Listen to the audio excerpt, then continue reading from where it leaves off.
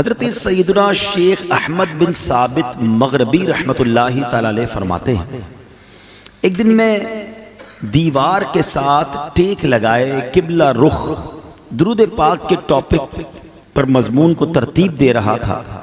اسی دوران میری آنکھ لگ گئی اور اب میں نے خواب میں دیکھا کہ ایک سنسان جگہ پر ہوں جہاں کوئی عمارت نہیں اور کچھ لوگ جامع مسجد کے دروازے پر موجود ہیں اور باقی مسجد کے اندر۔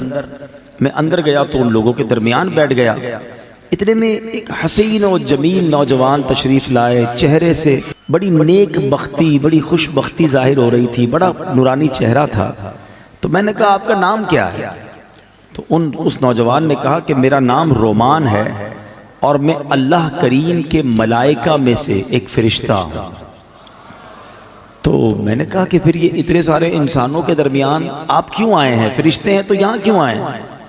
تو وہ کہنے لگے یہ بھی سب آدمی نہیں ہیں، یہ جتنے لوگ ہیں سارے ہی فرشتے ہیں۔ تو میں نے عرض کی حضور یہ تو بتائیں کہ اتنے سارے فرشتے میں کون کون آیا ہے؟ تو اب انہوں نے بتایا کہ ان میں حضرت جبرائیل بھی ہیں، حضرت میکائیل بھی ہیں، حضرت اسرافیل، حضرت عزرائیل، یہ سب موجود ہیں۔ تو وہ شخص کہتا ہے کہ میں نے ان سے کہا کہ مجھے حضرت عزرائیل کا دیدار کرنا ہے۔ حضرت عزرائیل کون ہے؟ ملک الموت، روح قبض کرنے والا جو فرشتہ ہے نا وہ حضرت عزرائیل ہے۔ تو فوراً ان میں سے ایک صاحب اٹھے، بڑے نہایت حسین و جمیل تھے، تو فرمایا میں اللہ پاک کا بندہ عزرائیل ہوں۔ تو وہ کہتے ہیں میں نے ان سے عرض کی کہ حضور میں آپ کو نبی پاک پیارے آقا صلی اللہ تعالیٰ علیہ وسلم کا واسطہ دے کر ایک التجا کرنا چاہتا ہوں، ایک ریکویسٹ کرنا چاہتا ہوں کہ جب میری جان آپ نکالیں گے نا، جب میری روح قبض کریں گے تو آپ نے نرمی کرنی ہے، آسانی کرنی ہے۔ اللہ اکبر۔ ملک الموت نے فرمایا تو پھر ایسا کرو کہ رسول پاک صلی اللہ تعالیٰ علیہ وسلم پر کثرت سے درود پاک پڑھتے رہا کرو۔ ہائے ہائے ہائے، درود پاک کثرت سے پڑھنا، جہاں بہت ساری فضیلتیں ہیں نا وہاں جو جان کنی کی تکلیف ہے، جو سکرات کی تکلیف ہے، جو تکلیف ہے نا موت کی، بعض لوگوں کو شاید یہ اندازہ نہیں کہ فلاں اچانک دنیا سے چلا گیا، ابھی تو بیٹھا تھا آنکھیں بند ہو گئیں۔ ہمیں نہیں پتا کہ موت کی تکلیف کیا ہے۔ روایتوں میں یہ مضبوط ملتا ہے کہ موت اس سے زیادہ سخت ہے کہ بندے پر اس کو کینچیوں سے کاٹا جائے۔ موت کا جو درد ہے، وہ جو سختی ہے، وہ اس سے زیادہ سخت ہے کہ اسے ہانڈیوں میں ابالا جائے۔ موت کی سختی بڑی خطرناک ہے۔ نصیب والے ہوتے ہیں کہ جن کی موت آسانی سے آ جائے، روح جو ہے وہ آسانی سے قبض کر لی جائے۔ نزا کا جو وقت ہے نا، سکرات کا جو عالم ہے، ہم اللہ سے دعا کرتے ہیں محبوب پاک علیہ الصلوۃ والسلام کے جلووں میں عافیت والی ہمیں موت نصیب فرمائے۔ ایسی تھوڑی شعراء نے اپنے کلام میں التجائیں کی ہیں۔ وہ کیا خوبصورت شعر ہے، اے سبز گنبد والے منظور دعا کرنا، جب نزع کا وقت آئے دیدار عطا کرنا۔ اتنا تو کرم کرنا اے آمنہ کے جائے، جب جان لبوں پر ہو تم سامنے آ جانا۔ مقبول یہ عرض میری محبوب خدا کرنا، جب نزع کا وقت آئے دیدار عطا کرنا۔ ہم سب چاہتے ہیں نا کہ حضرت عزرائیل ملک الموت آسانی سے روح قبض کریں۔ ویسے سچی بات بتائیں کیا ہے کہ جب ان کی یاد میں زندگی گزرتی ہے نا، عشق رسول میں زندگی گزرتی ہے، آقا کی سنتوں پر عمل کر کے نبی پاک کی رضا والی زندگی گزرتی ہے نا، تو کیا خوبصورت شاعر بات لکھتے ہیں کہ جب تیری یاد میں دنیا سے گیا ہے کوئی، اللہ کرے کہ آقا کی یاد میں بس نبی پاک کے تصور میں جائیں، مدینہ پاک میں آقا کے جلووں میں دنیا سے جائیں، پھر کیا ہوگا؟ جب تیری یاد میں دنیا سے گیا ہے کوئی، جان لینے کو دلہن بن کے قضا آئی ہے۔ ہاں پھر اس کی جان بڑی آسانی سے نکلتی ہے، وہ تو نبی پاک کے جلووں میں گم ہوتا ہے نا۔ تو اللہ کرے کہ موت کے وقت آقا کا جلوہ نصیب ہو جائے، لیکن کام کیا کرنا ہے اس کے لیے؟ کثرت سے درود پاک، چلتے پھرتے اٹھتے بیٹھتے نہیں پڑھتے لوگ درود، فضول باتوں کے لیے گھنٹوں پڑے ہیں۔ درود پاک زبان پر بہت تھوڑا آتا ہے۔ آج ہی چیک کر لو نا، اپنے آپ کو چیک کر لے، آج پورے دن میں کتنی بار درود پڑھا ہے۔ ٹائم نکالا کرو، تسبیح جیب میں رکھا کرو۔ کہتے ہیں نا درود پاک اور ذکر الہی کرنے کے بہانے ڈھونڈا کرو، جہاں موقع ملا تسبیح نکالی شروع ہو گئے۔ تسبیح نہ بھی ہو تو پڑھ سکتے ہیں، لیکن تسبیح یاد دلاتی ہے، اس لیے میں کہہ رہا ہوں اللہ کرے کہ میری بھی عادت بن جائے، آپ کی بھی عادت ہو جائے، اور ہم بس کثرت سے اللہ اور اس کے حبیب کا ذکر کرتے رہیں، فضول باتوں سے بچتے رہیں، اور ہماری زبان اس مبارک ذکر میں تر ہو جائے۔ بڑی پیاری التجا امیر اہل سنت کی ہے، مل کے آقا علیہ الصلوۃ والسلام کی بارگاہ میں عرض کرتے ہیں، ذکر و درود ہر گھڑی ورد زباں رہے، ورد زباں رہے، میری فضول گوئی کی عادت نکال دو، میری فضول گوئی کی عادت نکال دو۔ آئیے مل کر محبت کے ساتھ بآواز بلند درود پاک پڑھ لیں، صلو علی الحبیب۔ آج جس موضوع پر میں نے کچھ مدنی پھول پیش کرنے ہیں، یوں سمجھیے اس کا آغاز تو درود پاک کی اس فضیلت سے ہی ہو چکا کہ جو سکرات کا وقت ہے، جو موت کی سختیاں ہیں، کیا ہم اسے یاد رکھتے ہیں؟ یہ ایک ایسی حقیقت ہے کہ جسے ہم بھول جاتے ہیں، زندگی میں ایسے زندگی گزار رہے ہوتے ہیں کہ جیسے مرنا ہی نہیں ہے۔ تو آج اسی حقیقت پر کچھ مدنی پھول پیش کروں گا۔ اللہ کرے کہ فکر آخرت اور آخری جو سفر ہے اس کی تیاری کا ہمارا ذہن بن جائے۔ حجت الاسلام امام محمد بن محمد غزالی علیہ رحمت اللہ الوالی لکھتے ہیں، بنی اسرائیل میں ایک بڑا مغرور شخص تھا، ایک بند کمرے میں تھا۔ بڑے لوگ ہوتے ہیں نا، ان کے کمروں میں ہر کسی کو آنے کی اجازت نہیں ہوتی، گارڈز آگے سیکرٹری، اجازت کے بغیر کوئی نہیں آ سکتا، اور ان کو اس بات پر بعض اوقات بڑا غرور بھی ہوتا ہے، فخر ہوتا ہے کہ میری ٹیریٹری میں کوئی پیر نہیں رکھ سکتا۔ اچانک کمرے میں ایک شخص داخل ہوا، اس مغرور شخص نے زور سے چلا کر کہا، کون ہو؟ کیسے آ گئے میرے کمرے میں بغیر اجازت؟ تمہیں پتہ نہیں میں کون ہوں؟ میں اس واقعے کا خلاصہ عرض کر رہا ہوں۔ تمہیں اجازت کس نے دی میرے کمرے میں آنے کی؟ تو کہتا ہے کہ مجھے اس گھر کے مالک نے اجازت دی ہے، اور میں وہ ہوں جسے کوئی روک نہیں سکتا۔ مجھے بادشاہوں سے بھی اجازت لینے کی ضرورت پڑتی نہیں، مجھے کسی کا دبدبہ ڈرا نہیں سکتا، اور نہ ہی مجھ سے کوئی بچ سکتا ہے۔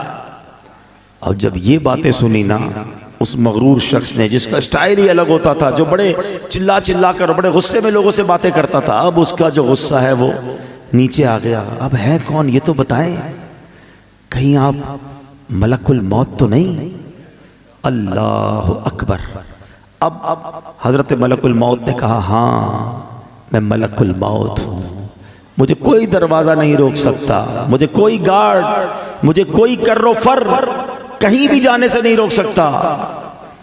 اب وہ کہتا ہے کہ حضور تھوڑی سی مہلت مل سکتی ہے، اگر آپ میری روح قبض کرنے آئے ہیں تو کچھ دن کچھ گھنٹے تو دیجئے نا، مجھے تو پتہ ہی نہیں ہے، مجھے کچھ توبہ کرنی ہے، کچھ نیکیاں کرنی ہیں، کچھ نیک اعمال کرنے ہیں۔ اب ملک الموت نے فرمایا کہ تمہاری سانسیں پوری ہو چکی ہیں، اب تمہارا وقت اینڈ ہو چکا ہے۔ تو کہا اچھا پھر یہ تو بتائیں، اگر میری روح قبض کریں گے تو مجھے لے کر کہاں جائیں گے؟ تو ملک الموت نے فرمایا اس مقام پر جہاں تو نے اپنے اعمال بھیجے ہوئے ہیں، جس طرح کے اعمال کیے ادھر لے کے جاؤں گا۔ کہ حضور میں نے تو نیکیاں نہیں کی، کوئی اچھا گھر بھی تیار نہیں کیا ہے۔ ملک الموت نے فرمایا کہ پھر تمہیں بھڑکتی آگ کی طرف لے کر جائیں گے جو تیرا گوشت پوشت نوچ لے گی۔ یہ کہہ کر ملک الموت نے اس کی روح قبض کر لی، وہ مردہ ہو کر گر پڑا، گھر میں کوہرام مچ گیا، رونا دھونا مچ گیا۔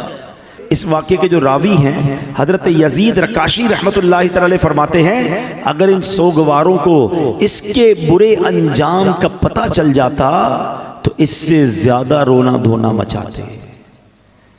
اب میرے پیارے اسلام میں سوچئے یہ ہمارے ساتھ بھی تو ہونا ہے نا، کبھی دفتر میں بیٹھے ہوں گے، کبھی گھر میں لیٹے ہوں گے، پتہ نہیں کبھی کہاں ہوں گے، اور اچانک ملک الموت آ جائیں گے اور ہماری روح قبض کر لی جائے گی، کوئی چانس نہیں ملے گا۔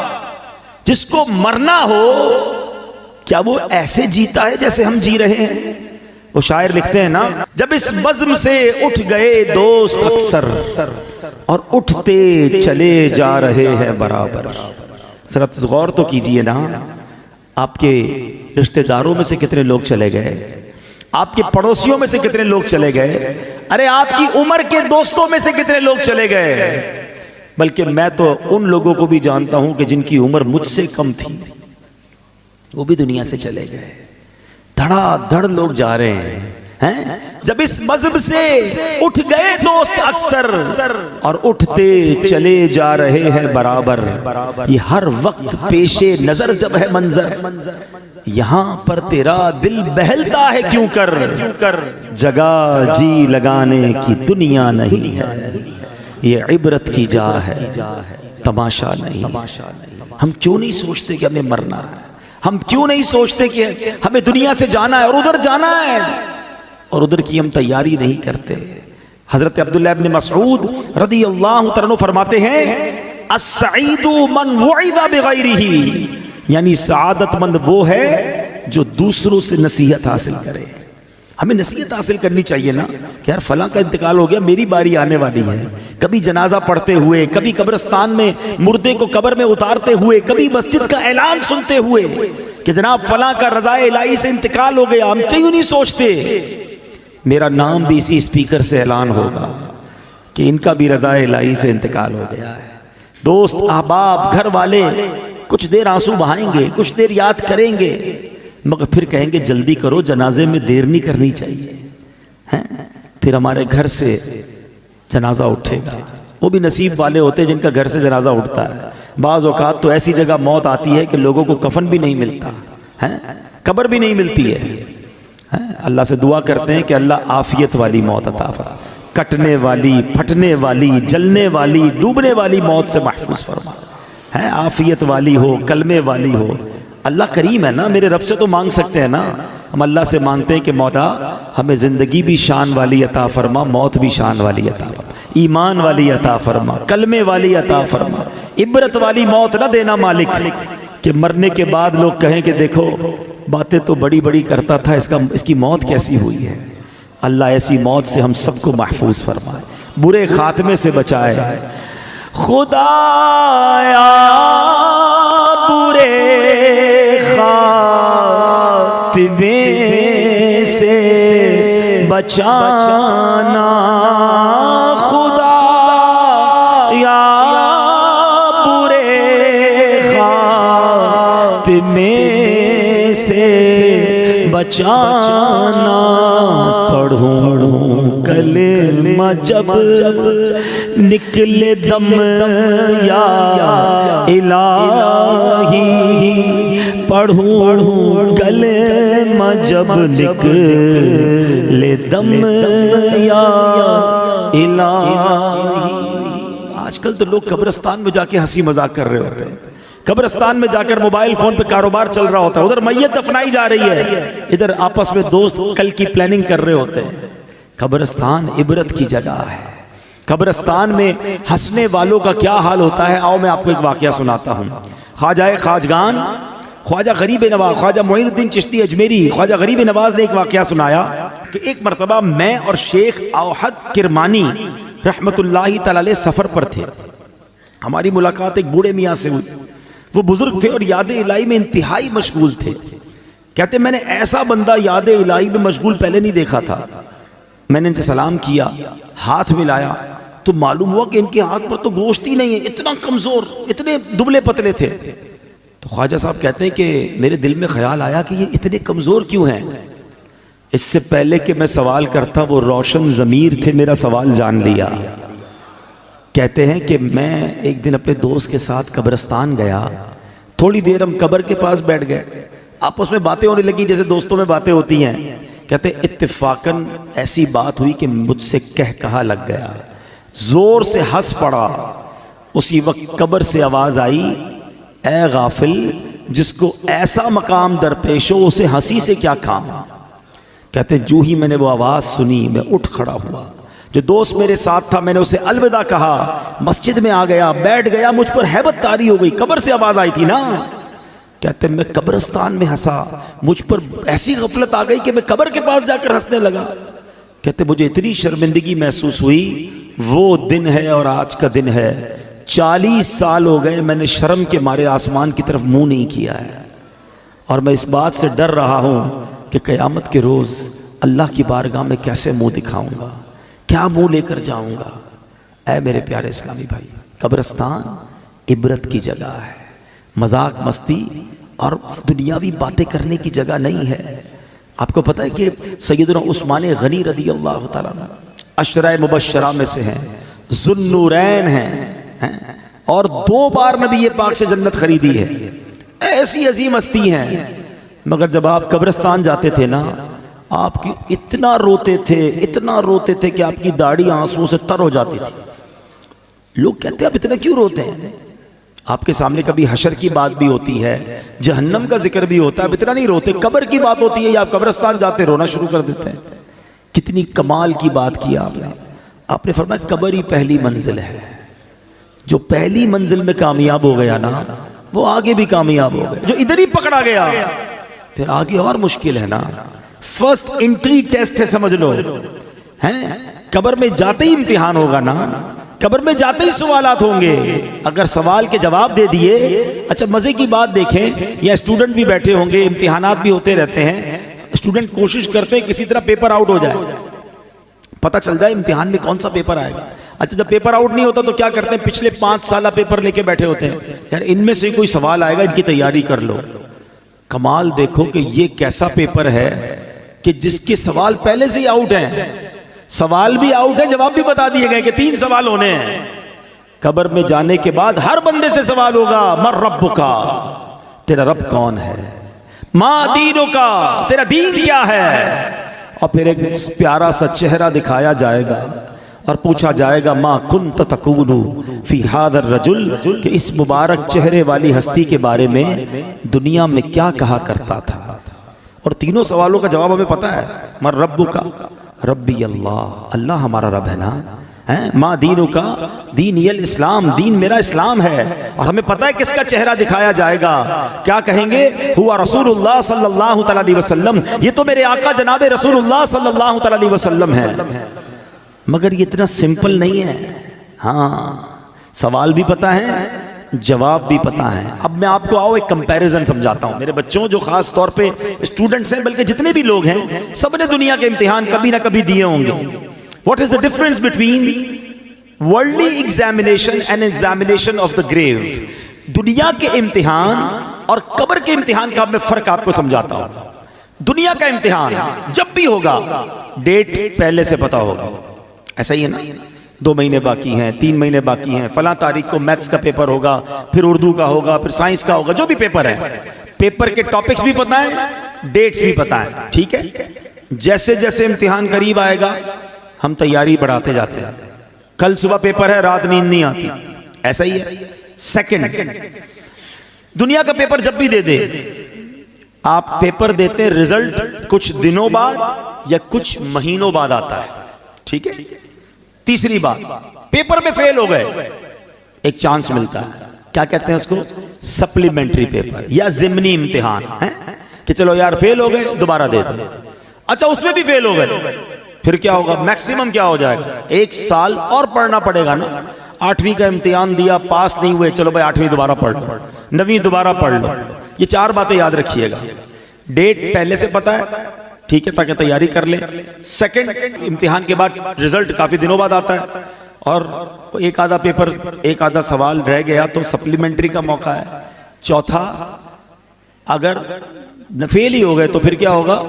آپ کو 1 سال پڑھنا پڑے گا. ایک 5واں بھی مسئلہ ہے جو آج کل زیادہ ہے کہ دنیا کے امتحان میں تھوڑے پیسے دے کر، تھوڑی رشوت دے کر، معاذ اللہ، یہ چیٹنگ کر کے بھی لوگ پاس ہو جاتے ہیں. ایسا ہی ہے. یہ 5 باتیں یاد رکھنا. اب مجھے سچ بتاؤ، اس امتحان کی ٹینشن کتنی ہوتی ہے؟ جس کو دیکھو، ہر بچہ امتحان کے دنوں میں ہم بھی جاتے ہیں نا بیان کرنے، مسجد کے امام صاحب کے پاس بھی پرچی آ رہی ہوتی، بچوں کے امتحان ہو رہے، دعا کر دے. ہر بچہ مل رہا ہوتا ہے، نوجوان مل رہا ہوتا ہے، حضرت پیپر دیے، دعا کر دے. ٹینشن ایسا ہی ہے نا. اب بتاؤ تمہیں اس امتحان کی اتنی ٹینشن ہے. اچھا، جتنے لوگ بیٹھے نا سارے پیپر دیتے بھی نہیں. کوئی کہے بھائی مجھے ٹینشن ہی نہیں لینی، میں نے پڑھنا ہی نہیں ہے، میں نے کوئی امتحان ہی نہیں دینا، تو آپ امتحان سے بچ جاؤ گے.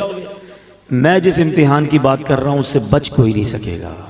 اسکول گیا یا نہیں گیا، کالج گیا یا نہیں گیا، مدرسے گیا یا نہیں گیا، اسے یہ امتحان دینا ہی پڑے گا، کمپلسری ہے. دوسری بات، ڈیٹ تو پتہ ہی نہیں ہے. ہو سکتا ہے 10 سال بعد ہونا ہو، اور ہو سکتا ہے آج رات ہی ہونا ہو. یہ بھی تو ہو سکتا ہے نا کہ میں اور آپ میں سے کوئی ایسا بھی یہاں بیٹھا ہو جس نے گھر نہیں جانا اٹھ کر. ہو سکتا ہے یہی موت آ جائے اور آج رات اس کی قبر میں گزرے اور آج رات ہی امتحان دینا پڑے.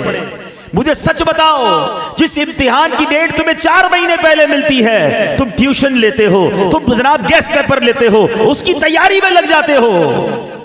میں جس امتحان کی بات کر رہا ہوں اس کو تو پتہ ہی نہیں کب ہو جائے. تو عقل مند کون ہے؟ تیاری کر کے رکھے ہیں، ہمیشہ پریپیئر رہے کہ جب امتحانوں میں جواب دے دوں گا. اب آؤ دوسری بات. دنیا کے امتحان میں پیپر دینے کے کئی دنوں بعد رزلٹ آتا ہے. قبر کے امتحان میں فوری رزلٹ آئے گا. ادھر صحیح جواب دیے، ادھر جنت کی کھڑکی کھول دی جائے گی. پتہ فرشتے کیا کہیں گے مرنے والے کو جو صحیح جواب دے گا نا؟ نم کا نومت العروس، سو جا کہ جیسے دلہن سوتی ہے. اسے قبر ایسے دبائے گی، قبر ہر کسی کو دبائے گی، یاد رکھیے گا. کسی کو تو ایسے دبائے گی جس سے رب ناراض ہوا، پسلیاں ایک دوسرے میں پیوست ہو جائیں گی، ٹوٹ جائیں گی پسلیاں. مگر کسی کو ایسے دبائے گی جیسے ماں دباتی ہے اپنے بچے کو، پیار سے. اور جس نے غلط جواب دیا، جو جواب نہ دے سکا، انتظار نہیں ہوگا، اسی وقت قبر میں جہنم کی کھڑکی کھلے گی، آگ برسا دی جائے گی اور قبر اسے تہس نہس کر دے گی. تیسری بات، کوئی سپلیمنٹری نہیں ہے. ارے فرشتوں سنو سنو، غلطی ہو گئی، ایک جواب غلط ہو گیا، رکو رکو، دوبارہ جواب دینا ہے. نہیں، اونلی 1 چانس. ٹھیک ہے. اچھا، ادھر کانسیکوینسز کیا تھے؟ ادھر نقصان کیا تھا کہ ایک بار فیل بھی ہو گیا تو کیا مسئلہ، 1 سال پڑھنا ہے نا. ادھر فیل ہو گئے تو اب قیامت تک مار پڑنی ہے. اب تو رب ناراض ہو گیا نا. اب تو سانپ ہیں، بچھو ہیں. کیوں نہ روئیں عثمان غنی رضی اللہ تعالیٰ عنہ، خدا کی قسم اس سے مشکل امتحان کوئی اور نہیں ہے. مگر عقل تو دیکھو ہماری کہ دنیا کے امتحان، دنیا کے انٹرویو، دنیا کی آڈٹ رپورٹ، دنیا کا ٹیکس رپورٹ، ارے کوئی ہم سے رپورٹ مانگے گھبراہٹ شروع ہو جاتی ہے. ایک رپورٹ قبر میں جا کر دینی ہے، ایک ٹیسٹ دینا ہے، کیسے جواب دو گے؟ اب آتا ہوں ایک اور بات کی طرف. آپ کہیں اپنے تو جواب یاد کرا دیے، اب تو ہم دے دیں گے. نہیں، یہ ایسا نہیں ہے کہ جس کو جواب یاد ہے وہ جواب دے دے گا، پھر تو سب کو یاد ہے نا. اس دن جس سے رب راضی ہوگا، جو ایمان سلامت لے کر قبر میں جائے گا، وہ تو انشاءاللہ جواب دے دے گا. اور عاشق رسول تو سبحان اللہ، عاشق رسول تو موت کا انتظار کرتا ہے. اس کو پتا ہے کہ آقا کا قبر میں دیدار ہونا ہے. اعلیٰ حضرت فرماتے نا، جان دے دو وعدہ دیدار پر. ارے جان دو گے تو دیدار ہوگا نا. جان دے دو وعدہ دیدار پر، نقد اپنا دام ہو ہی جائے گا. ہاں، عاشق رسول کو گھبراہٹ نہیں ہوتی. گھبراہٹ اسے ہو جس کی قبر میں کیڑے پڑنے ہیں. نمازیں پڑھی ہیں، سنتوں پر عمل کیا ہے، درود پاک پڑھا ہے، حرام روزی سے بچا ہے، حرام دیکھنے سے بچتا ہے، قرآن پاک کی تلاوت کرتا ہے، اللہ کی رضا والے کام کرتا ہے، ماں باپ کا ادب کرتا ہے. انشاءاللہ اس کی قبر تو نور نلا نور ہونی ہے، اس کو تو دنیا سے زیادہ راحت قبر میں ملے گی، جنت کی کھڑکی کھل جائے گی، جنت کی نعمتیں نصیب ہو جائیں گی۔ عاشق رسول کی تو کہتے ہیں نا، اس کی ترجمانی شاعر کرتے ہیں کہ وہ تو جب آقا قبر میں آئیں گے نا تو جب پوچھیں گے فرشتے کہ یہ کون ہے تو کیا کہیں گے؟ میرا دین و ایمان فرشتے جو پوچھیں تمہاری جانب اشارہ کروں میں تمہاری جانب اشارہ کروں۔ ہم تو آقا کا انتظار، جو عاشق رسول ہے نا وہ تو فرشتوں سے کہے گا، فرشتوں سے کہے گا ایسی جلدی بھی نہ کرو، میں تو آقا کے دیدار تو کرنے دو، ایسی جلدی بھی کیا، آج کی رات ہے، قبر میں سرکار تشریف لائیں تو میں قدموں میں گروں، گر فرشتے بھی اٹھائیں تو میں ان سے یوں کہوں کہ اب تو پائے ناز سے میں اے فرشتوں کی اٹھوں، مر کے پہنچا ہوں یہاں اس دل ربا کے واسطے۔ عاشق رسول کے بارے نعرے ہوں گے، مگر صرف نعرے لگانے والا نہیں ہے، صرف نیازی نہیں نمازی بھی ہو، صرف نعرے لگانے والا نہیں سنتوں پر عمل کرنے والا بھی ہو، حرام چیزوں سے بچنے والا ہو۔ اور جس سے رب ناراض ہو گیا نا، ہاں یقین کریں ہمیں اندازہ ہی نہیں کہ ایمان سلامت لے کر جانا یہ کتنی بڑی چیز ہے۔ بڑے بڑے بزرگان دین رویا کرتے تھے، تڑپا کرتے تھے، گھبراتے تھے۔ شیخ احمد سیوستانی رحمت اللہ تعالی علیہ موت اور قبر و آخرت سے متعلق بہت فکر مند رہتے تھے۔ جب بھی ان کے سامنے موت کا ذکر ہوتا، قبر کی بات ہوتی، گھبرا جاتے، ہیبت طاری ہو جاتی، بدن کانپنے لگتا، اتنا روتے کہ ان کو دیکھ کر لوگ رونے لگ جاتے۔ اور پھر فرماتے اے عزیزوں، جسے موت آنی ہے، جس کے پیچھے ملک الموت ہیں، جس نے قیامت جیسا ہولناک دن دیکھنا ہے، اس سے نیند اور ہنسی سے کیا واسطہ؟ ایسا آدمی فضولیات میں کیسے مشغول ہو سکتا ہے؟ پھر فرماتے اے عزیزوں، قبروں میں لیٹے ہوئے مردے چونٹیوں اور سانپوں کی گرفت میں ہیں، مٹی کے قید خانے میں بند ہیں، اگر تمہیں ان کا حال معلوم ہو جائے تو کھڑے کھڑے نمک کی طرح پگھل جاؤ۔ اے عزیزوں، جا کر موت کی تیاری میں لگ جاؤ، وہ دن ہم سب کو پیش آنے والا ہے، شاید ہم اپنا ایمان سلامت لے کر جانے میں کامیاب ہو جائیں۔ اب حضور خواجہ غریب نواز نے یہ واقعہ سنایا اور خود خواجہ غریب نواز رونے لگے۔ فرمایا اس ذات کی قسم جس کے قبضے میں میری جان ہے، اس دن سے لے کر آج تک مجھ پر موت اور قبر کی ہیبت طاری ہے اور میں اندر ہی اندر گھلتا جا رہا۔ یہ کون کہہ رہا ہے؟ خواجہ خواجہ، وہ ہستی جن کے ہاتھوں پر 90 لاکھ غیر مسلم مسلمان ہوئے ہیں۔ وہ کہتے ہیں میں اندر گھل رہا ہوں موت کی فکر سے، قبر کی فکر سے۔ ہم نے دین کا کوئی کام کیا نہیں، ہم نے گناہوں کے انبار لگائے ہوئے ہیں، مگر ہماری ہنسی ختم نہیں ہوتی ہے، ہماری غفلتیں ختم نہیں ہوتی۔ دوستوں کے ساتھ بیٹھے تو غیبتوں کے انبار، اکیلے میں گھر میں بیٹھے تو حرام دیکھتے ہیں، کاروبار پر جائیں تو حرام کماتے ہیں، جھوٹ غیبت نہ جانے کون سا گناہ ہے جو ہم سے نہیں ہو رہا، اور کوئی فکر ہی نہیں کہ ایمان سلامت ہوگا کہ نہیں، قبر میں ہوگا کیا میرا۔ ہے میرے پیارے اسلامی بھائیو، اس وقت مہنگائی کا دور ہے، اچانک مہنگائی بڑھ گئی ہے، لوگ پریشان ہیں، گھر کیسے چلاؤں گا، خرچہ کیسے پورا کروں گا، کتنی ٹینشن میں، جدھر بیٹھو ایک ہی ٹینشن ہے۔ میں نہیں کہتا ٹینشن نہیں ہے، واقعی ٹینشن ہے سب کو، اللہ ہمارے وطن پر خیر فرمائے، لیکن ذرا غور کرو، کبھی ایسا ہوا کہ دوستوں میں بیٹھ کر یہ ٹینشن ہو کہ یار مرنے کے بعد کیا ہوگا، ایمان سلامت رہے گا کہ نہیں، قبر روشن ہوگی کہ نہیں، اللہ راضی ہوگا کہ نہیں، قیامت کے دن مجھے رب کی عرش کا سایہ ملے گا کہ نہیں، اعمال نامے کھل گئے تو میری بے عزتی کیسی ہوگی، میں ذلیل کیسا ہو جاؤں گا، یار کوئی طریقہ تو بتاؤ، اللہ کو راضی کیسے کروں، کوئی طریقہ تو بتاؤ میری بخشش ہو جائے۔ Nobody talk about it، کوئی بات ہی نہیں کرتا، کسی کو لگتا ہے فکر ہی نہیں ہے۔ اور جن بزرگوں کے ہم نام لے کر جی رہے ہیں نا، میں ان کی باتیں کر رہا ہوں۔ اے خواجہ کی چھٹی منانے والوں، میں خواجہ کی بات کر رہا ہوں۔ آؤ غوث پاک کے مرید بیٹھو، میں تمہیں غوث پاک کے بارے میں بتاتا ہوں۔ اتنے بڑے بزرگ ایسے نہیں تھے، ان کے نام بڑے بڑے۔ شیخ عبد القادر جیلانی، آپ فرماتے لوگ کہہ رہے ہیں آج عید کا دن ہے، عید کا دن ہے۔ عبد القادر کے لیے عید کا دن وہ ہوگا جب اپنا ایمان سلامت لے کر قبر میں جائے گا. شیخ عبد القادر جیلانی وہ کہہ رہے ہیں, ہاں وہ کہہ رہے ہیں, یہ حقیقت کو جان گئے تھے, یہ خوف خدا والے تھے.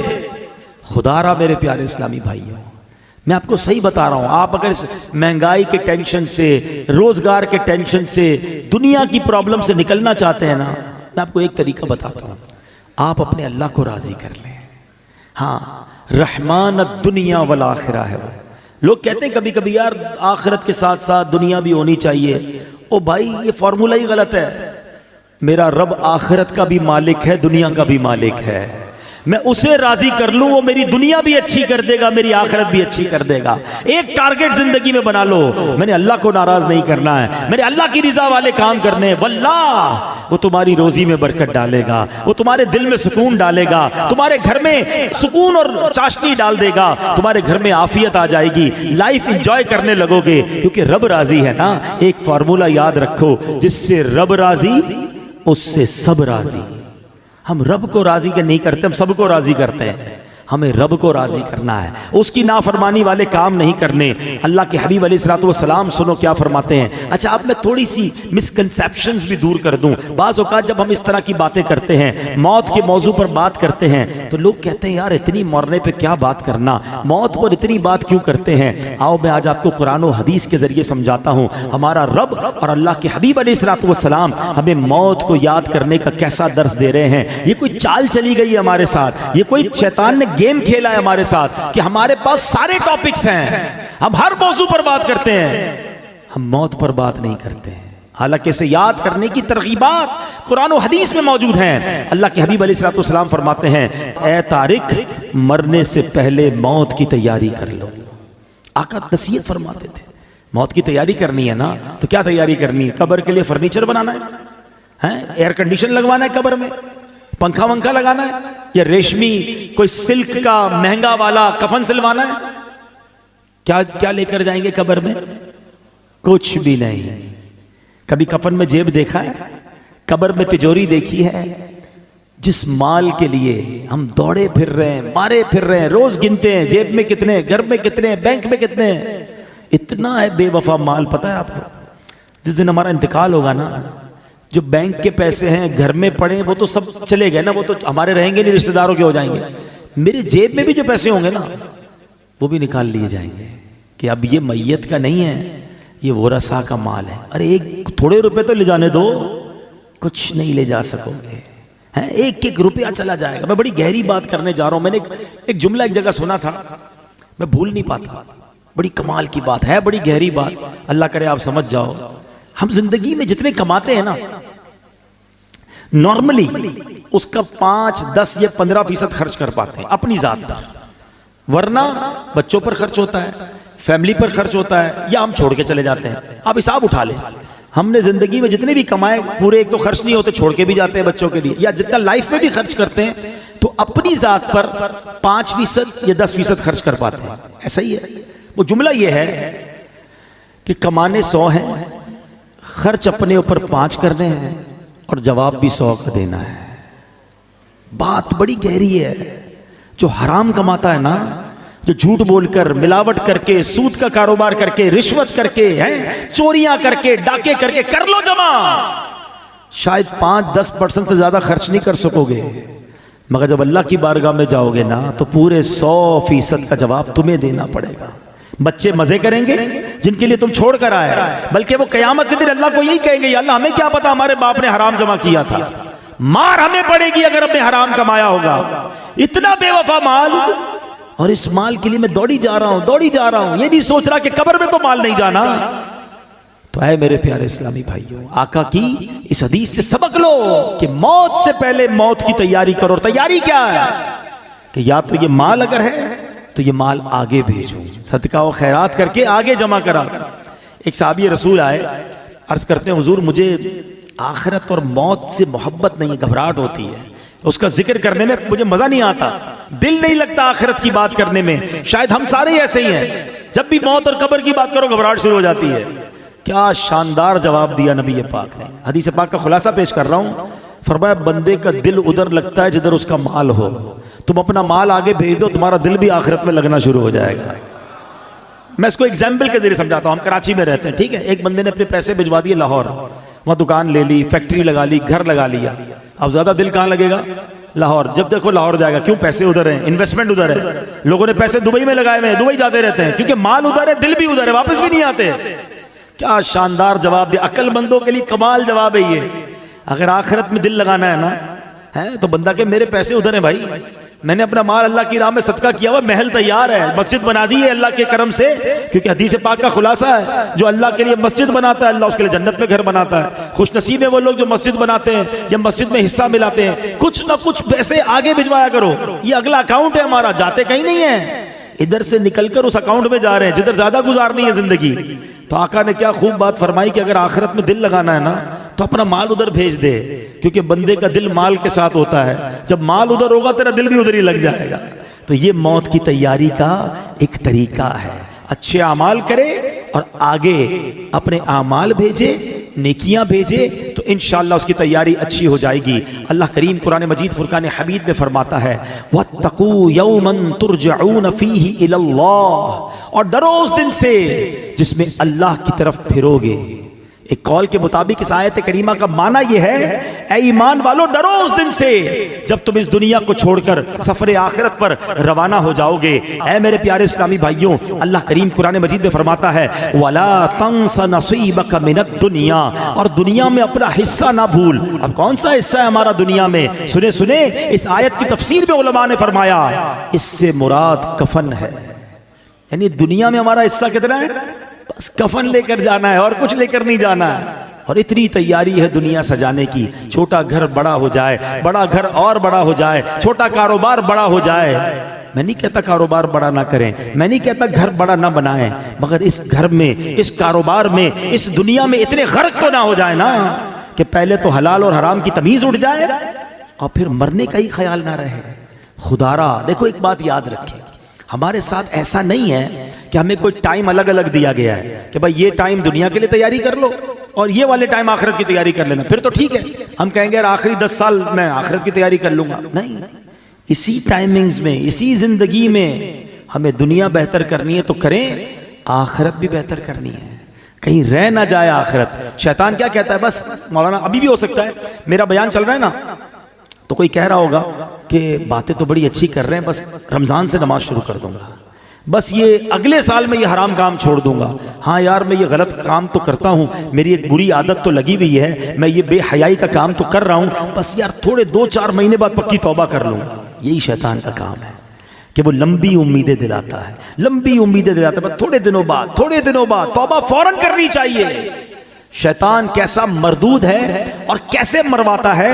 مجھے بنی اسرائیل کا یہ پرانا کتابوں میں واقعہ لکھا وہ یاد آ گیا کہ 2 بھائی تھے, اوپر نیچے رہتے تھے, فرسٹ فلور گراؤنڈ فلور.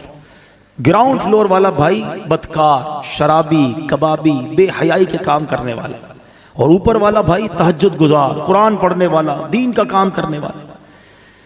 شیطان بڑے بھائی کے پاس گیا اور اسے کہتا ہے کہ یار 40 سال ہو گئے تیری زندگی کو, کوئی مزہ نہیں کیا لائف میں, کوئی انجوائمنٹ نہیں, سارا دن ذکر تسبیح. میں نے اللہ پاک کی قدرت لوح محفوظ پر دیکھ لیا ہے, تیری عمر 80 سال ہے, ایک کام کر 20 سال انجوائے کر, مزے کر, رنگ رلیاں منا لے, آخری 20 سال پھر توبہ کر کے عبادت کر لینا. شیطان نے دل میں یہ خیال ڈال دیا. اس نے سوچا یار بات تو ٹھیک ہے یار, میں تو کچھ کیا ہی نہیں زندگی میں, صرف اللہ اللہ ہی کرتا رہا, مزہ ہی نہیں لائف میں اٹھایا. نیچے ہی تو میرا بھائی ہے, روز عیاشیاں کرتا ہے, روز شرابیں پیتا ہے, روز بے حیائی کرتا ہے, کہیں اور جانے کی کیا ضرورت ہے, نیچے چلے جاتا ہوں بھائی کے پاس. واللہ کی کرنی دیکھو کہ جو نیچے والا بھائی تھا اس کے دل میں خیال آیا کہ یار کب تک گناہ کرے گا, اتنی شرابیں, اتنی بے حیائیاں, اتنی بدکاریاں, مرنا نہیں تجھے, توبہ کر. دل میں خیال آیا, کہتا ہے ایک میرا بھائی ہے اوپر, جب دیکھو عبادت ریاضت, چلو کہیں اور نہیں جاتا, اپنے نیک بھائی کے پاس جاتا ہوں, اس کے پاس جا کے اللہ سے معافی مانگتا ہوں. اللہ کی کرنی دیکھیں, یہ گناہگار اپنے کمرے سے نکلتا ہے اوپر جانے کے لیے, اور وہ نیک اپنے کمرے سے نکلتا ہے نیچے آنے کے لیے. جب وہ سیڑھی پہ آتا ہے نا اوپر والا, اس کا پیر پھسلتا ہے, لڑکتا ہوا نیچے والے بھائی پہ گرتا ہے, دونوں بھائی نیچے گرتے ہیں, دونوں کا انتقال ہو جاتا ہے. اب پتہ ہے فیصلہ کیا ہوتا ہے, اوپر والا گناہ کے لیے چل پڑا تھا, نافرمانی کے لیے چل پڑا تھا، فرمایا اس کی نیکیاں برباد کر دی جاتی ہیں. اور یہ گناہگار توبہ کے لیے چل پڑا تھا، اللہ سے دوستی کرنے چل پڑا تھا، شرمندگی تھی دل میں، فرمایا یہ چلنا جو ہے اس کا اللہ کی بارگاہ میں ایسا قبول ہوا اس کے سارے گناہ معاف کر دیے جاتے ہیں. ہائے ہائے ہائے، یہ ہے میرے رب کی رحمت. ہم کتنے ہی گناہگار کیوں نہ ہو، چل تو پڑو یار، توبہ کے راستے پہ چل پڑو نا، اسے راضی کرنے کے راستے پہ چل پڑو یار.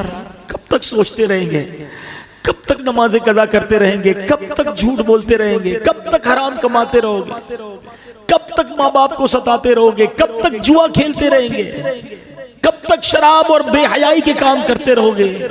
اے میرے اسلامی بھائیو، بڑا قریب ہے، یقین کرو بڑا قریب ہے. ہم واقعی گناہگار ہیں. کبھی کبھی جب اپنے گناہوں پر نظر جاتی ہے نا تو بڑا شرم آتی ہے کہ بنے گا کیا. اتنی بے حیائیاں ہیں اور ایسی بے غیرتی ہے کہ دنیا دیکھے تو گناہ نہیں کرتے ہیں، مگر رب دیکھ رہا ہوتا ہے، اکیلے میں ہم گناہ کر جاتے ہیں. یہ خیال کیوں نہیں آتا کہ اللہ دیکھ رہا ہے؟ یہ خیال کیوں نہیں آتا کہ مجھے مر کر اللہ کی بارگاہ میں جانا ہے، لوگوں نے کیا بگاڑنا ہے میرا؟ یہی بات تو اعلیٰ حضرت نے سمجھائی ہے نا کہ جس نے سزا دینی ہے اس کے گناہ کرتے ہوئے شرم نہیں آتی، لوگ دیکھتے اس کی شرم آتی ہے. فرماتے ہیں نا، چھپ کے لوگوں سے کیے جس کے گناہ، چھپ کے لوگوں سے کیے جس کے گناہ، وہ خبردار ہے کیا ہونا. وہ تو خبردار ہے، اسے تو پتا ہے، مگر دلاسا پتا ہے دل کو کیا ملتا ہے کہ وہ رب رحیم ہے، وہ رحمان ہے، وہ معاف کرنے والا. بس ہم آ جائیں اس کی طرف، انتظار نہ کرو. شیطان کہتا ہے بڑا رحم والا مولا ہے، توبہ کر لیں گے بعد میں. یہی شیطان کا وار ہے تم پر کہ وہ نہیں کرنے دیتا توبہ. آج کر لو، ابھی کر لو. آج تو ویسے بھی جمعرات کی رات ہے، آج تو ویسے ہی مانگنے کی رات ہے. اور جب اجتماع مسلمین ہونا اس کی برکتیں ہوتی ہیں. ہمیں کیا پتہ یہاں اللہ کا کون سا ولی بیٹھا ہے. آج دعا ہوگی، کس کی آمین کا ہاتھ اٹھے گا اور کس کے ساتھ ہماری بھی توبہ قبول ہو جائے گی. تو بس اب پیارے اسلام بھائی چل پڑو، بس اب ہمت کر جاؤ. بہت ہو گئی گناہ، بڑی ہو گئی نافرمانیاں، اسے راضی کرنا ہے اور توبہ کر لو. اور اس کی توبہ اتنی کمال کی، اس کی بارگاہ میں رحمت اتنی بڑی ہے کہ توبہ کرنے والے سے وہ بڑا خوش ہوتا ہے، سارے پچھلے گناہ معاف کر دیتا ہے. حدیث پاک میں ہے التائب من الذنب کمن لا ذنب لہ، گناہوں سے توبہ کرنے والا ایسا ہے جیسا اس نے گناہ کیا ہی نہیں. تو پھر کیوں نہ توبہ کریں، پھر کیوں نہ اللہ کی طرف رجوع لے آئے. اب میں یہاں آخر میں اپنے بیان کے آخر میں یہاں یہ بھی بتاتا چلوں کہ جو یہ وسوسہ آتا ہے نا کہ یار موت کو یاد کرنا کیوں ضروری ہے. آؤ میں آپ کو پیارے آقا علیہ الصلوۃ والسلام کی حدیث بھی سناتا ہوں اور اس کے بعد پھر میں موت کو یاد کرنے کے کچھ فضائل بتاتا ہوں. اللہ کے حبیب علیہ الصلوۃ والسلام جب لوگوں کو موت سے غافل دیکھتے تو دروازے پر تشریف لاتے، دروازے کو 3 مرتبہ ہلاتے اور فرماتے اے لوگو، اے مسلمانوں، تمہارے پاس یقینی موت آئے گی اور وہ اپنے ساتھ وہ کچھ لائے گی جو اسے لانا ہو. خبردار، ہر کوشش کرنے والے کے لیے ایک انتہا ہے اور ہر کوشش کرنے والے کی انتہا موت ہے. پس کوئی پہلے جاتا ہے، کوئی بعد میں. حضرت ابن ثابت رحمت اللہ تعالی علیہ فرماتے ہیں ایک مرتبہ بارگاہ رسالت میں صلی اللہ تعالی علیہ وسلم میں ایک بندے کا ذکر ہوا، صحابہ نے اس کی بڑی تعریف کی. اس پر پیارے آقا رسول ہاشمی صلی اللہ تعالی علیہ وسلم نے فرمایا وہ موت کو کیسے یاد کرتا ہے. ایک بندے کی تعریف کی گئی، آپ نے اگین کوسچن کیا یہ تو بتاؤ وہ موت کو کیسے یاد کرتا ہے. عرض کی گئی حضور اسے کبھی موت کا ذکر کرتے ہوئے سنا نہیں گیا. آقا علیہ الصلوۃ والسلام نے فرمایا پھر وہ ایسا نہیں ہے جیسا تم کہہ رہے ہو. یعنی بندہ اچھا وہ ہے جو موت کو یاد کرتا ہے. حدیث پاک میں ہے جسے موت کی یاد خوف زدہ کرتی ہے قبر اس کے لیے جنت کا باغ بن جائے گی. ہاں، اکیلے میں بھی یاد کر کے آنسو بہایا کرو، موت کو یاد کیا کرو، کیونکہ یہ جو خوف ہے نا یہ قبر کے عذاب سے بچا لے گا، یہ قبر کے خوف سے بچا لے گا. جو ادھر بے خوف ہے کہیں ایسا نہ ہو قبر میں خوف زدہ ہو جائے، قبر میں عذاب میں گرفتار ہو جائے. بارگاہ رسالت میں عرض کی گئی یا رسول اللہ صلی اللہ تعالی علیہ وسلم کیا کسی کو شہداء کے ساتھ بھی اٹھایا جائے گا؟ کیسا سوال ہے، شہید کا کیا مرتبہ ہے؟ آقا نے فرمایا ہاں، اس کو جو دن رات میں 20 مرتبہ موت کو یاد کرتا ہو. یہ ترغیب ہے. ایسے نہیں دعوت اسلامی والے موت کی بات کرتے تو حدیثوں میں ہے جو دن میں 20 بار موت کو یاد کرے فرمایا اس کو شہیدوں کے ساتھ اٹھایا جائے۔ حضرت انس بن مالک رضی اللہ عنہ سے روایت ہے، سرکار دو عالم صلی اللہ علیہ وسلم نے فرمایا موت کو کثرت سے یاد کیا کرو کیونکہ وہ گناہوں کو زائل کرتی ہے اور دنیا سے بے رغبتی پیدا کرتی ہے۔ حضرت سفیان ثوری فرماتے ہیں ہمیں ایک بزرگ نے یہ بات بتائی کہ حضور انور صلی اللہ علیہ وسلم نے ایک شخص کو وصیت کی کہ تم موت کو کثرت سے یاد کیا کرو، وہ تمہیں دوسرے غموں سے آزاد کر دے گی، اور غموں سے بچنا ہے نا تو موت کو یاد کیا کرو۔ حضرت دقاق رحمت اللہ تعالی فرماتے ہیں جو موت کو کثرت سے یاد کرتا ہے 3 باتوں کے ذریعے اسے عزت دی جاتی ہے، رسپیکٹ پاتا ہے۔ غور سے سنو، فرمایا اسے توبہ کی جلد توفیق ملتی ہے۔ موت یاد ہوگی تو بندہ توبہ کرے گا نا کہ یار مر جاؤں گا توبہ کر لوں۔ دوسرا، اسے قناعت کی دولت مل جاتی ہے، تھوڑے پیسوں میں بھی خوش رہتا ہے، زیادہ حل من مزید نہیں ہوتا کہ یار مرنا ہے اب اور کیا کروں گا، ورنہ یہ بھی آ جائے وہ بھی آ جائے، اس کا بھی چھین لوں اس کا بھی لوٹ لوں۔ وہ قناعت کی توفیق مل جاتی ہے کیونکہ موت یاد ہوتی ہے۔ تیسری بات فرمائی عبادت میں چستی نصیب ہوتی ہے۔ فرض پڑھ کر بھاگنے کا جی چاہ رہا ہے، یار آج سنتیں نہیں پڑھتا، یار موت آنے والی ہے سنتیں پڑھ لے گا، چلو یار اب تو چلوں، یار مرنا ہے نفل اور پڑھ لوں، مغرب ہے تو اوابین پڑھ لوں۔ تو یہ جو موت یاد ہوگی نا تو عبادت میں چستی نصیب ہوگی۔ تسبیح نکالے گا تو رکھنے کو جی نہیں چاہے گا، ایک اور پڑھ لیتا ہوں یار ابھی کبھی بھی مر سکتا ہوں، یہ قبر میں کام آئے گا، قبر میں نور بن جائے گا۔ تو توبہ آسان، عبادت آسان اگر بندہ موت یاد رکھے۔ اور فرمایا کہ جو موت کو بھلا دیتا ہے وہ اپوزٹ اس کے 3 باتوں میں گرفتار کر دیا جاتا ہے۔ توبہ میں تاخیر کرتا ہے، یار بعد میں کر لوں گا ابھی تو جوانی ہے، ابھی تو شادی بھی نہیں ہوئی ہے، ابھی کیا توبہ کروں، مزے کر لوں پھر اللہ اللہ کروں گا۔ کیا جوان مرتے نہیں؟ شادی سے پہلے مرتے ہوئے نہیں دیکھا اپنے لوگوں کو؟ کبھی بھی جا سکتے ہیں۔ پھر فرمایا بقدر ضرورت رزق پر راضی نہ ہونا، اور پیسے چاہیے اور پیسے چاہیے، کیونکہ موت تو بھول چکا ہے، حرام کماتا ہے، رشوت لیتا ہے، سود لیتا ہے، موت تو یاد ہی نہیں ہے۔ اور تیسرا فرمایا عبادت میں بھی سستی ہو جاتی ہے، بعد میں پڑھ لوں گا، اگلے جمعے سے نماز پڑھوں گا، رمضان سے نماز پڑھوں گا، اس سے پہلے ہی مر گئے تو سوچئے موت کو یاد کرنا بہت سارے فائدے لاتا ہے۔ حضرت کعب الاحبار رحمت اللہ تعالی فرماتے ہیں جو موت کو پہچان لیتا ہے اس پر دنیا کے غم و مصائب آسان ہو جاتے ہیں۔ اے میرے پیارے اسلامی بھائیوں، امام حسن بصری رحمت اللہ تعالی نے فرماتے ہیں نبی پاک نے صحابہ کرام سے پوچھا کیا تم سب جنت میں داخل ہونا چاہتے ہو؟ یہی سوال میں آپ سے کر لوں، سارے کہیں گے نا کہ ہم جنت میں جانا چاہتے ہیں۔ صحابہ نے کہا حضور جی ہاں یا رسول اللہ صلی اللہ علیہ وسلم۔ تو اللہ کے حبیب نے فرمایا اپنی امیدوں کو مختصر کرو، موت کو آنکھوں کے سامنے رکھو اور اللہ پاک سے حیا کا حق ادا کرو۔ اللہ کرے کہ یہ باتیں ہمیں یاد رہیں، ہم اپنی موت کی تیاری کی کوشش کرتے رہیں اور تیار رہیں۔ میں ایک مشورہ دیتا ہوں، ہم میں سے کسی کے پاس گارنٹی ہے کہ وہ 1 سال زندہ رہے گا؟ 1 مہینہ، اچھا 1 دن، آج صبح تک کوئی زندہ رہے گا اس کی ہاتھ اٹھا دے۔ آگاہ اپنی موت سے کوئی بشر نہیں، سامان 100 برس کا ہے، پل کی خبر نہیں۔ اس کا مطلب ہمیں پتہ ہی نہیں کب مر جائیں، آج بھی مر سکتے ہیں نا، تیاری کب کرو گے؟ تیار رہنا پڑے گا، یعنی میں روزانہ ایسے جیوں کہ آج مر جاؤں پھر بھی اللہ راضی ہوگا، قبر جنت کا باغ بنے، ایسی لائف گزارنی ہے۔ تو ایسی لائف گزارنے کے لیے ہمیں اپنے شیڈول کو، اپنے لائف سٹائل کو بدلنا پڑے گا نا۔ ویسے بھی کراچی کے حالات ہمارے سامنے ہیں، ہمارے سامنے آئے دن کوئی حادثہ ہوتا ہے، خبر آتی ہے، ویڈیو آتی ہے کہ نوجوان دنیا سے چلا گیا۔ اللہ ہماری حفاظت فرمائے، ہماری جان، مال، عزت، آبرو، آل اور اولاد سب کی حفاظت فرمائے۔ لیکن ڈاکوؤں سے بچ گئے، چوروں سے بچ گئے، مرنا پھر بھی ہے، ہاں موت سے نہیں بچ سکتے، تیاری کر لو نا۔ تو آؤ مل کر آخرت کی تیاری کرتے ہیں۔ یقین کریں دعوت اسلامی سے بہت ساری وجوہات کی وجہ سے پیار ہے، مگر ایک پیار کی وجہ یہ بھی ہے کہ یار یہ کمال کا ماحول ہے، ہمیں پکڑ پکڑ کر آخرت کی یاد دلاتا ہے۔ ہم غافل ہو جاتے ہیں، کبھی رائٹ ہو جاتے ہیں، کبھی لیفٹ ہو جاتے ہیں، یہ پھر ہمیں ٹریک پہ لاتا ہے کہ کدھر جا رہے ہو، جنت کا راستہ تو یہ ہے، اللہ کی رضا کا راستہ یہ ہے، ایمان سلامت لے کر قبر میں جانے والا راستہ یہ ہے۔ پکڑ لو اس ماحول کو، چھوڑا نہ کرو۔ یہ اسلام پہ نظر آتے ہیں کچھ لوگ آگے پیچھے ہو جاتے ہیں، یا یہ پھر آئیں گے، پھر درس دیں گے، پھر مسجد میں لے جائیں گے۔ کدھر لے جا رہے ہیں تمہیں؟ تمہارے رب کے پاس لے جا رہے ہیں۔ اگر یہ کہتے ہیں مدنی قافلوں میں چلو، تو کیا قافلے میں جا کر آپ ہمارے امیر قافلوں کو 5-5 ہزار کا لفافہ دیتے ہو؟ اس کا کیا فائدہ ہے؟ وہ اس لیے بلاتا ہے کہ 3 دن آؤ، اللہ کے گھر میں رہ کے رب کو راضی کر لو، قبر کی تیاری کر لو، قبر روشن کر لو، ان کا شکریہ ادا کیا کرو، ان سے بھاگا نہ کرو۔ یہ تم سے محبت کرتے ہیں، یہ تمہیں بلاتے اس لیے ہیں کہ آؤ ہم مل کر اپنی آخرت روشن کر لیں۔ دنیا تو گزر ہی جانی ہے، 50 60 70 سال ختم ہونے والی۔ یار ہم میں سے کئیوں کے بال سفید ہو گئے، کتنا جیئیں گے یار؟